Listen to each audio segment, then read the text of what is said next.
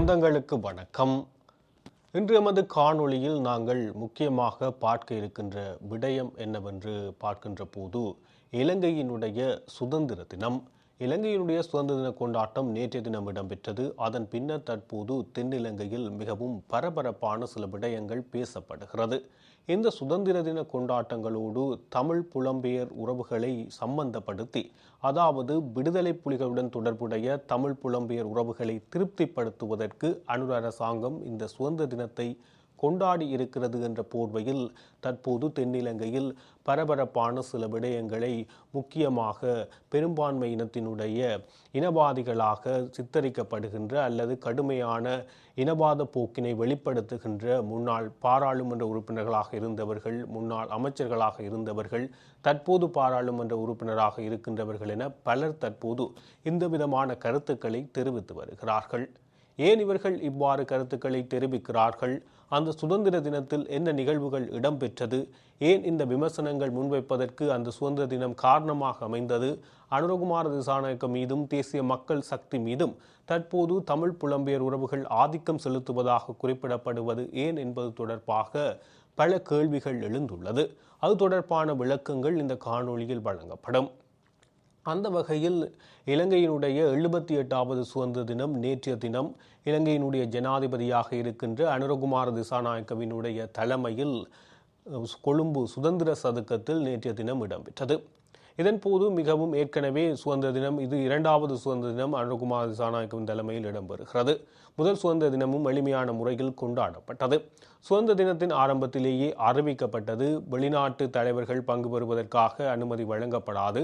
அதுடன் இலங்கைக்குள்ள வெளிநாட்டு தூதுவர்கள் பங்கு பெறுவதற்கான அனுமதிகள் வழங்கப்பட்டது. அதுடன் முன்னர் சுதந்திர தினங்கள் இடம்பெறுகின்ற போது அதிகளவான இராணுவ வாகனங்கள், இராணுவ வீரர்கள் கொழும்புக்கு வருகை தருவார்கள். கொழும்பு பகுதிகளில் 3-4 நாட்களுக்கு முதலே இராணுவ வாகனங்கள் அணிவகுப்பு வருவதன் காரணமாக அங்கு வீதியோரங்களில் வாகனங்கள் நிறுத்தப்பட்டு தொடர்ச்சியாக அந்த காட்சிகள் காணக்கூடியதாக இருக்கும். ஆனால் இந்த முறை சுதந்திர தினத்தில் அவ்வாறான காட்சிகள் எதுவும் இல்லை. அதேபோல் சுதந்திர தினம் நிகழ்வுகள் ஆரம்பிக்கப்பட்டதிலிருந்து முக்கியமாக இந்த இராணுவ வாகனங்கள் புறக்கணிக்கப்பட்டுள்ளது. அதுடன் சுதந்திர தின ஆரம்ப நிகழ்வின் ஊடாக ஜனாதிபதி அனுரகுமார திசாநாயக்க வருகை தந்ததுடன் பிரதமர் ஆகிய முக்கியமான உறுப்பினர்கள் வருகை தந்து மிகவும் எளிமையாக அந்த சுதந்திர தின கொண்டாட்டங்கள் இடம்பெற்றது. இதன்போது வழமையாக சுதந்திர தின கொண்டாட்டம் ஆரம்பத்தில் ஒரு சிங்கம், ஒரு உருவம் தாங்கிய ஒரு பேழை உருட்டி கொண்டு வரப்படும். அது கூட இந்த முறை முற்றாக நிறுத்தப்பட்டது. அத்துடன் இராணுவத்தினுடைய பல படையணிகள், மொத்தமாக இதுவரை இலங்கையினுடைய சுதந்திர தின கொண்டாட்டங்களில் பங்கு பெற்றுகின்ற இராணுவ அணிவகுப்பு இராணுவ பிரிவுகளில் 40% பிரிவுகள் தற்பொழுது நிராகரிக்கப்பட்டது. ஏனென்றால் அவை தேவையில்லை, மட்டுப்படுத்தப்பட்ட அளவில் போதுமானது என அனுரகுமார திசாநாயக்கவினுடைய அரசாங்கம் கருதியதன் அடிப்படையில் அந்த செயற்பாடுகளை மேற்கொள்ளப்பட்டது. இந்த நிலையில் முக்கியமாக இது தொடர்பான குற்றச்சாட்டுக்களை பாராளுமன்ற உறுப்பினர் பொதுஜன பெரமுனவினுடைய செயலாளர் நாயகமாக உள்ள நாமல் ராஜபக்ச, சுதந்திர கட்சியினுடைய முன்னாள் பாராளுமன்ற உறுப்பினர் தற்போது செயலாளராக உள்ள துமிந்த திசாநாயக்க, முன்னாள் பொதுமக்கள் பாதுகாப்பு அமைச்சராக இருந்த பொதுஜன பெரமுனவினுடைய உறுப்பினராக இருக்கின்ற சரத் வீரசேகர மற்றும் உதய கம்மன்பில மற்றும் இன்றைய தினம் பாராளுமன்றத்தில் பல உறுப்பினர்கள் சாமர சம்பத் உட்பட பலர் இவ்வாறான விடயங்களை, அதாவது புலம்பெயர் தமிழ் தரப்புகளை, விடுதலை புலிகளுடன் தொடர்புடைய புலம்பெயர் தமிழ் தரப்புகளை திருப்திப்படுத்துவதற்காக இந்த சுதந்திர தினத்தில் அனுரகுமார திசாநாயக்க நடந்து கொண்டார் என்ற குற்றச்சாட்டை முன்வைத்தனர். ஏனென்று பார்க்கின்ற போது சரத் வீரசேகர, நாமல் ராஜபக்ச, துமிந்த திசாநாயக்க ஆகியோர் ஒரு கருத்தையே குறிப்பிடுகின்றனர். அந்த கருத்து என்னவென்று பார்க்கின்ற போது, சுதந்திர தின கொண்டாட்டங்களின் போது ஒவ்வொரு அணிப்பிரிவும் ஜனாதிபதிக்கு முன்னால் வருகின்ற போது தம்முடைய அணிநடை வகுப்பை மேற்கொண்டு வருவார்கள். ஜனாதிபதி முப்படை தளபதிகளுடன் ஒரு மேடையில் காட்சிப்படுத்தப்பட்டிருப்பார். அந்த இடத்தில் வருகின்ற போது ஜனாதிபதிக்குரிய மரியாதை செலுத்தப்படுவதுடன் அவரும் பாதுகாப்பு பிரிவுக்குரிய மரியாதை செலுத்திய வண்ணம் இருப்பார். அவருக்கு நேராக அந்த பிரிவு அணி வருகின்ற போது, நடைபவனியில் வருகின்ற அந்த பிரிவு அணி வருகின்ற போது அந்த ஒவ்வொரு பிரிவு அணியினுடைய சாகசங்கள், அதனுடைய புதிய நுட்பங்கள், அது ஏன் உருவாக்கப்பட்டது, அதனுடைய வரலாறுகள், அது படைத்த சாதனைகள் என்பது தொடர்பாக அந்த இடத்தில் ஒளிபரப்பப்படும் அல்லது அவர்களால் அது தெரிவிக்கப்படும். ஆனால் இம்முறை ஏற்கனவே 100% வளமையாக வருகின்ற சுதந்திர பேரணிகளில் 40% இராணுவ பேரணி குறைக்கப்பட்டது. அந்த வகையில் அவ்வாறு வரப்பட்ட பேரணிகளில் ஒன்றுக்கு கூட அவ்வாறான செயற்பாடுகள் அவர்களுடைய ஏன் உருவாக்கப்பட்டது, அவர்கள் சாதித்தவை என்பது தொடர்பாக, குறிப்பாக யுத்த காலங்களில் சாதித்தவை என்பது கூடாக அவை கூட வெளிப்படுத்தப்படாமல் இந்த அண்மையில் ஏற்பட்ட டித்வா அனர்த்தத்தினால் ஏற்பட்ட அந்த விளைவுகளின் போது இந்த இராணுவ பிரிவு என்ன செயற்பாட்டை மேற்கொண்டது, முழுமையாக அந்த சுதந்திர பிரிவுகளில் வந்த இராணுவ பிரிவு அனைத்தினதும் டித்வா புயல் காரணமாக, நாட்டினுடைய சேத நிலைமை காரணமாக அந்த இடர்பாட்டின் போது இந்த இராணுவ பிரிவு என்ன செய்தது என்பது தொடர்பாக மட்டுமே ஒளிபரப்பப்பட்டது. அங்கு அனைவர் மத்தியிலும் ஒரு பேசு பொருளாக மாறி அந்த ஒரு விமர்சனத்துக்குரிய ஒரு விடயமாக அந்த ஒரு விடயம் பார்க்கப்படுகிறது. இது முதலாவது விடயம். அடுத்ததாக இறுதி யுத்தம் 2009 விடுதலை புலிகளுக்கு எதிராக நடாத்தப்பட்ட இறுதி யுத்தத்தின் போது அந்த இறுதி யுத்தத்தில் பங்கெடுத்த முக்கிய இராணுவ பிரிவுகள் இந்த முறை சில இராணுவ பிரிவுகள் அங்கு நிராகரிக்கப்பட்டதுடன் அந்த இராணுவ பிரிவுகள் பயன்படுத்திய முக்கியமான கனரக ஆயுதங்கள், கோப்ரல் வாகனங்கள் மற்றும் பெரல் வாகனங்கள் உட்பட பெரல் ஆயுதங்கள் என பல இறுதி யுத்தத்தில் பயன்படுத்தப்பட்ட அந்த ஆயுதங்கள் கூட, அந்த வாகன அணிவகுப்பு கூட காட்சிப்படுத்தப்படவில்லை. அத்துடன் அந்த ஜனாதிபதிக்கு முன்வந்த அந்த அணிகளினுடைய போர்க்காலத்தில் அவர்கள் மேற்கொண்ட போர்க்காலத்தில் விசேடமாக உருவாக்கப்பட்ட அணிகளை கூட டித்வா புயலினால் ஏற்பட்ட தாக்கத்தில் அவர்கள் செய்த விடயங்கள் தொடர்பாக மட்டுமே பேசப்பட்டதொழிய யுத்த காலத்தில் அவர்கள் செய்த விடயங்கள், அந்த அணியினுடைய முக்கியத்துவம், அந்த அணி எவ்வாறு உருவாக்கப்பட்டது என்ற வரலாறுகளை மறைத்துள்ளனர், சொல்லாமல் விட்டுள்ளனர். இது மிகப்பெரிய அவமானமாக கருதப்படுவதாக அவர்கள் குறிப்பிடுகிறார்கள். அந்த வகையில் அவர்கள் இதை பெரும் பூதாகரமாக மாற்றுகிறார்கள். இது இரண்டாவது விடயம். இவர்கள் இவ்வாறு தெரிவிக்காமல் அந்த நாட்டுக்காக உயிரை தியாகம் செய்த இராணுவ வீரர்களையும், போரை நடத்திய அந்த இராணுவ வீரர்களையும், நாட்டை மீட்ட அந்த மிகப்பெரிய ஒரு சம்பவத்தை இவர்கள் மறக்கடித்து அந்த விடயங்களை இவர்கள் எதிர்கால சந்ததியினருக்கு கடத்தாமல் செய்கிறார்கள். இதற்கு காரணம் தமிழ் புலம்பெயர் அமைப்புகளிடம் இவர்கள் பணம் வாங்கி அல்லது அவர்களுடைய மூலதனத்தை இங்கு மேற்கொள்வதற்காக அவர்கள் வேண்டுமென்றே அவர்களுக்கு விலை போய் உள்ளதான ஒரு தகவல்களை அவர்கள் பரப்புகின்ற வகையில் அந்த ஒரு விமர்சனத்தை முன்வைக்கின்றனர்.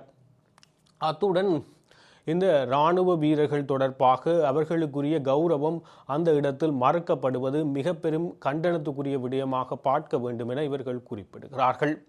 அதேவேளை நாமல் ராஜபக்ச குறிப்பிடுகையில் இந்த தமிழ் புலம்பெயர் உறவுகளை, அதாவது தமிழ் புலம்பெயர் விடுதலை புலிகள் சார்பானவர்களை இவர்கள் ஆதரிக்கும் வகையில் செயற்படுகிறார்களா என்ற சந்தேகம் தனக்கு எழுவதாகவும், குறிப்பாக சுதந்திர தின கொண்டாட்டங்கள் இடம்பெறுகின்ற போது வடக்கு கிழக்கில் கரிநாள் போராட்டம் இடம்பெற்றது. சுதந்திர தினத்தை தமிழர்களுக்கு கருப்பு தினமாக கரிநாளாக பிரகடனப்படுத்தி தமிழ் மக்கள் குறிப்பாக வடக்கு மாகாணத்தில் கிளிநொச்சியிலும், கிழக்கு மாகாணத்தில் மட்டக்களப்பு கல்லடிப்பாலம் காந்தி பூங்காவிலும் இடம்பெற்றது.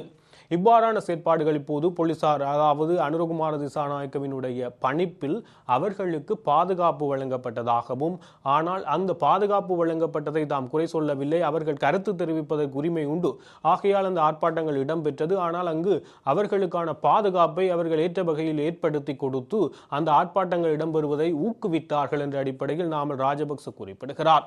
ஆனால் தென்னிலங்கையில் சுதந்திர தின கொண்டாட்டங்களின் போது இவ்வாறு இராணுவத்தினரை அவமதிக்கும் வகையிலும், தேவையற்ற வகையில் சில இராணுவ பிரிவுகளை, முக்கியமான போர்க்காலத்தில் பங்காற்றிய இராணுவ பிரிவுகளை புறக்கணித்தமையும், இராணுவ வீரர்களுக்குரிய மரியாதை வழங்கப்படாமையும், இராணுவ தளபாடங்கள், இராணுவ ஆயுதங்கள் காட்சிப்படுத்தாமலும் அனுரகுமார திசாநாயக்க ஒரு விதமான போக்கினை பின்பற்றினார்.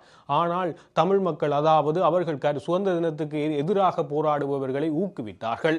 இந்த சுதந்திர தினத்துக்கு எதிராக கரிநாளாக பிரகடனப்படுத்தி போராடினவர்களை கைது செய்ய வேண்டும், சட்ட நடவடிக்கை, உரிய சட்ட நடவடிக்கை எடுக்கப்பட வேண்டும் என சுதந்திர கட்சியினுடைய செயலாளராகவும் முன்னாள் அமைச்சராகவும் பாராளுமன்ற உறுப்பினராகவும் இருந்த துமிந்த திசாநாயக்க குறிப்பிடுகிறார். பாராளுமன்றத்திலும் இன்றைய தினம் இது தொடர்பாக கருத்துக்கள் குறிப்பிடப்பட்டது. கரிநாள் பேரணியில் ஈடுபட்டவர்கள் இவ்வாறு சட்ட நடவடிக்கைக்கு உட்படுத்தப்படுவார்களா? ஏனெனில் ஒரு நாட்டின் அரசியலமைப்பு பேரவைக்கு, அரசியல் அமைப்புக்கு எதிராக நாட்டினுடைய தேசிய சுதந்திர தினத்தை இவ்வாறு நிராகரிக்கும் வகையில், அதற்கு களங்கம் ஏற்படுத்தும் வகையில் செயற்பட்டமை குற்றம் என்ற வகையில் அவர்கள் சில விடயங்களை தெரிவித்திருந்தார்கள். இந்த நிலையில் அனுரகுமார திசாநாயக்க அரசாங்கம் அதனுடைய அமைச்சர் ஏற்கனவே நலிந்த ஜெயதிச போன்றவர்கள் இது தொடர்பாக ஏற்கனவே குறிப்பிடுகின்ற போது நாங்கள் நாட்டினுடைய பொருளாதார ரீதியான முன்னேற்றத்தை வலுப்படுத்துவதற்காக பல நடவடிக்கைகளை மேற்கொண்டு வருகின்ற போது இந்த வீணான செலவுகளை குறைப்பதற்கான நடவடிக்கையை மேற்கொண்டு வந்தோம். அந்த நிலையில் இந்த ஆயுதங்கள் ஏற்கனவே சரத் வீரசேகரவும் இது தொடர்பாக குறிப்பிட்டார். இவர்கள் விடுதலை புலிகளுக்கு ஆதரவாக செயற்படுகிறார்கள் என்று பகிரங்கமாகவே குற்றச்சாட்டை முன்வைத்தார். இந்த நிலையில் அனுர் அரசு இந்த இவர்களுடைய விடயங்களுக்கு தெரிவித்த ஒரு பதில் தான் தற்போது அதுவும் ஒரு பேசுபொருளான விடயமாக பார்க்கப்படுகிறது. அவர்கள் தெரிவித்தார்கள், இவர்கள் இந்த ஆயுதங்கள் இறுதி யுத்த காலத்தின் போது பயன்படுத்தப்பட்ட இவர்கள் இந்த கனரக ஆயுதங்களை காட்சிப்படுத்தவில்லை, அந்த ஆயுதத்தை காட்சிப்படுத்தவில்லை, இந்த ஆயுதத்தை காட்சிப்படுத்தவில்லை என குறிப்பிடுகின்ற ஆயுதங்கள் அனைத்தும் கடனுக்கு பெறப்பட்டவை. இந்த கடனுக்கு பெறப்பட்ட அல்லது கடன் பெற்று இவ்வாறு ஒரு யுத்தத்தை நடத்தி நாட்டு தற்போது பங்குரோத்து நிலையில் உள்ளதை அனைவரும் அறிந்த விடயம். இவ்வாறு கடன் பெற்ற ஆயுதங்கள் சொந்தமாக நம்முடைய இராணுவமோ அல்லது நம்முடைய பொறியியல் பிரிவோ உருவாக்காமல் கடனுக்கு வெளிநாடுகளில் இருந்து பெற்றுக்கொண்ட ஆயுதங்களை காட்சிப்படுத்துவதில் என்ன பயன் என்பது தொடர்பாக ஆளுங்கட்சியினுடைய சில உறுப்பினர்கள் இவர்கள் எதிர்க்கட்சியினுடைய இந்த கோஷங்களுக்கு பதில் வழங்கும் வகையில் பதில் கருத்துக்களை தெரிவித்து வருகின்றனர். இந்த கருத்தும் தென்னிலங்கையில் ஒரு விமர்சனத்துக்குள்ளாகியது. அவ்வாறு நீங்கள் கடனுக்கு பெற்ற ஆயுதங்களை காட்சிப்படுத்த கூடாது என காட்சிப்படுத்துவதா என கேட்பது பொருத்தமற்றது. அப்படி என்றால் நீங்கள் வீடுகள் கட்டுகிறீர்கள், வீடுகள் கடனுக்கு பெற்றதால் அந்த கடன் பெற்று வீடு கட்டினோம் என வீட்டை விட்டு சென்று விடுவீர்களா? இல்லைத்தானே. அவ்வாறான செயற்பாடுகளை செய்ய முடியாது என சரத் வீரசேகர, விமல் வீரவன்ச போன்ற இனவாத கருத்துக்கள் மிதம் மிஞ்சியவர்கள் அந்த விடயங்களை தெரிவித்தார்கள். அவ்வாறு குறிப்பிட முடியாது என்றும்.